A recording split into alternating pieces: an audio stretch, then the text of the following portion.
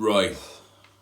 So if you're a casual MMA fan, or maybe you follow MMA, but you don't necessarily train or you haven't really gone into fighting yet, you might be wondering how long it actually takes to get into the UFC, or what the actual sort of route is like prior to the UFC, because a lot of people won't see the Cage Warriors and the PFL and the FCC side to the MMA. Like, a lot of people will just see the UFC. In fact, a lot of people know MMA as UFC. Like, people will say, "Do you train UFC?" or something stupid like that. So a lot of people just think of the UFC when they think of fighting, but there's a lot that goes on behind the scenes that you might not know about unless you've fought yourself. So basically, I'm just going to take you through like a step-by-step sort of guide to what a fighter will go through throughout their career, where they'll start, where they might go on the way to the UFC if they make it that far, and etc. really. So, possibly the biggest moment of every fighter's career will be his amateur debut. Now, some people might not even have an amateur debut. Maybe you've got a lot of experience in Sambo or Muay Thai or kickboxing. You might just jump straight to pro. But most fighters are going to go first amateur fight and work their way up from there. So, how long does it take to have your first amateur fight? Well, there's a lot of factors that depends on, really. Because a lot of people might have done judo their whole lives. They might have boxed their whole lives to a high level. They might have wrestled in university or high school if you're American. And they might just start MMA, and the coaches might go to them after 3 months, "Yeah, you're ready, you picked it up quick, you've got past experience in martial arts," and you might just get thrown straight into an amateur fight. Me personally, I started jiu-jitsu about 3 and a bit years ago. Got into MMA a year and a bit ago. Started doing a bit of striking, and then had my first amateur fight back in November. So it took me about 3 years to get my first amateur fight from starting jiu-jitsu. Right, so you have your first amateur fight. How many amateur fights do you have before you turn pro? This is quite a hot debate, to be honest. A lot of people think you should have as many as possible. You should have, I've heard interviews with Tom Aspinall where he said he would have had 20 amateur fights before he turned pro, if he could have, but he just couldn't find the opponents as a heavyweight. So just went pro. I think he went pro after 10 amateur fights. I think 10's a good number. I think a lot of people say about 8. 8's good, because you don't want to leave too much of yourself at amateur. Like, if you get into a lot of wars, you're doing a lot of heavy weight cutting, there's only so much your body can take before it starts to break down. So some people just think you should have 8 amateur fights and just go pro. I personally would like to have about 10 at least, if I can, and then go down the IMAF route. So you can have a few amateur fights. It's always advised for your career to do the IMAFs if you're young enough, if you're good enough. And the IMAFs are a good way to test yourself to see if you're ready to go pro. If you do well in the IMAFs, then that's a good sign that you're probably ready to go pro. If you do shit in the IMAFs, if you get knocked out in the first round, probably have a few more fights and see how it goes. So you have about 8 to 10 amateur fights. You probably have a couple losses. The best fighters in the world, most of them all have amateur losses, and it's a good thing. You want to lose an amateur, because that's a good time to learn. You just want to fight a load of people with a load of different styles, learn as much as possible, get as comfortable in the cage as possible, and then go pro when you've got a clean slate to basically work off, where your record starts to matter a lot more, and people start to pay attention to your record, and that's what's going to get you into the bigger organisations, really. In my case, for example, I'm a light heavyweight, so if I went pro, I'd probably only need to be like 4-0 with 2 or 3 finishes, and I'd be looking at like the UFC Contender Series already. So, which is quite exciting. If you're a lightweight, that's not the case. You're probably gonna have to be about. Well, you either need like a solid organisation title, like an FCC title at pro, or maybe a Cage Warriors title, and then you're likely to get signed pretty soon after that by the bigger organisations. But yeah, light heavyweight, like I said, I'd probably have to fight like 3 shit people. They might give me 1 good person, and then if I win them, I wouldn't be surprised at all if I got signed there. But yeah, with the lighter divisions where there's more competition, it seems that people are getting signed at about 8-0, like that sort of record. The UFC start to look at them seriously then, but they probably had their eye on them long before that.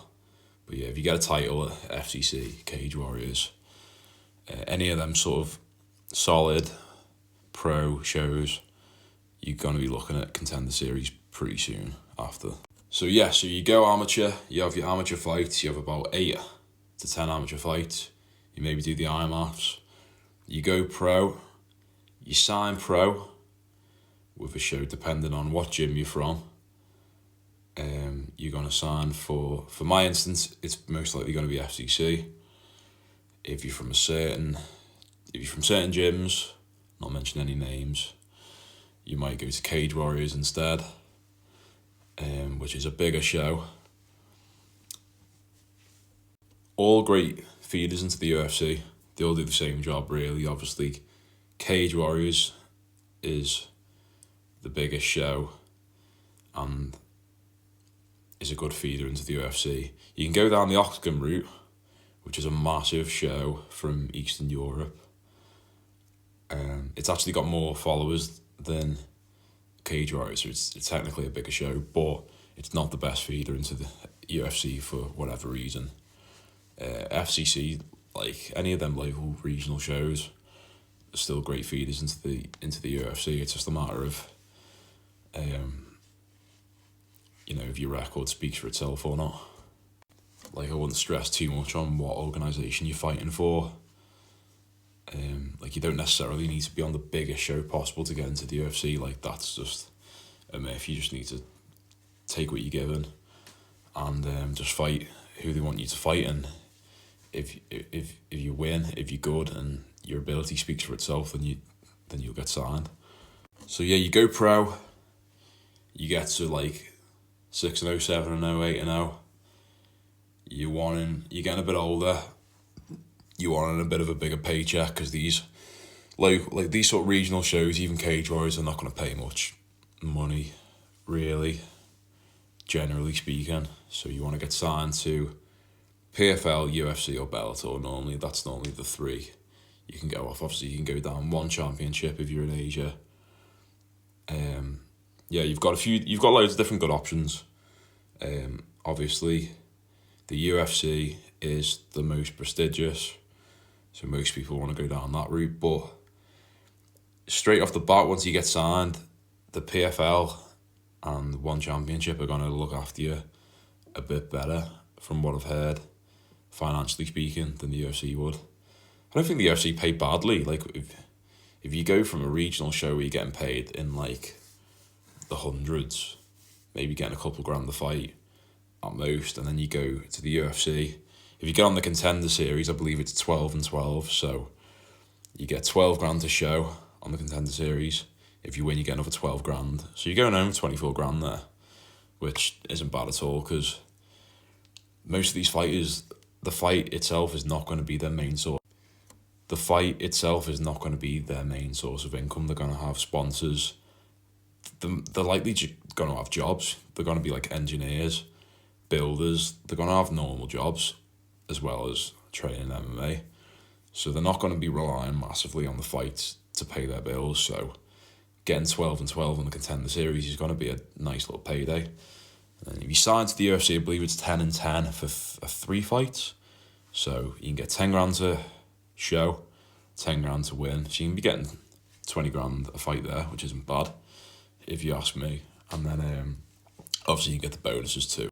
Yeah, so PFL famously pay more on average than the UFC do to their fighters, particularly at the lower end of the spectrum. So I'm sure a lot of people are thinking, why don't people just sign to the PFL and then move to the UFC later on, which is what I thought at first as well. But it's just not really how it works. It seems that if you go down the PFL route, you're sort of written off for life in regards to the UFC. So it's not like you can go to the PFL, make a bit of dough, build up your experience, and then fuck off to the UFC and become a superstar. It's like, if you choose the PFL, you're going to be in the PFL for life. Like, the UFC probably aren't going to take you. So bear that in mind if you are thinking of signing to the PFL.